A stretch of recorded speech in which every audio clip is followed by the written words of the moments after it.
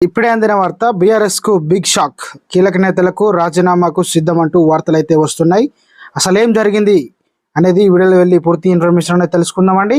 ముందుగా వీడియో చూస్తున్న ప్రతి ఒక్కరు కూడా వీడియోని లైక్ చేయండి. వివరాలు కనుక వచ్చినట్లయితే జాతీయ రాజకీయాల్లో కీలక భూమిక పోషించిన భావించిన కేసీఆర్ టీఆర్ఎస్ పేరును బీఆర్ఎస్ గా మార్చారు.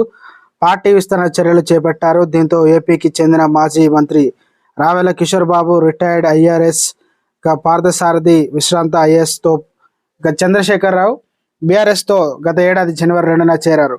రాష్ట్ర అధ్యక్షుడిగా తోట చంద్రశేఖర్కు కేసీఆర్ బాధ్యతలు అప్పగించారు. గత ఏడాది మార్చి 21న ఏపీలో గుంటూరు బీఆర్ఎస్ కార్యాలయాన్ని ప్రారంభించారు. అయితే ఆశించిన స్థాయిలో చేరికలు జరగలేదు. తెలంగాణ అసెంబ్లీ ఎన్నికల్లోనూ బీఆర్ఎస్ ఓడిపోవడంలో పార్టీ కార్యక్రమాలు స్తంభించాయి. ఇప్పటికే కేసీఆర్ ఏపీ పార్టీ కార్యాలయాన్ని వెళ్ళలేదు. బహిరంగ సభలకు సైతం నిర్వహించలేదు. విశాఖ హక్కుపై సైతం పోరాటం చేస్తామని ప్రకటించిన మరీ వెనక్కి తగ్గారు.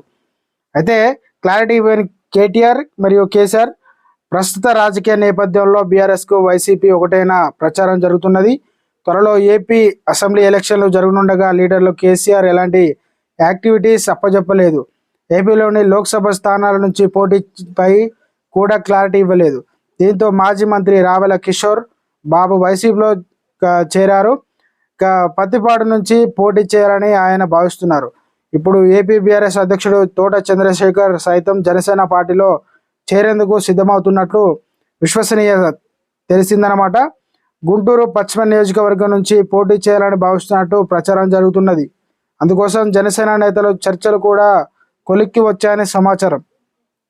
ప్రస్తుతం గులాబీలో ఉన్న మిగతా కేడర్ సైతం నేతలతో పాటు మారబోతున్నట్టు తెలిసిందే.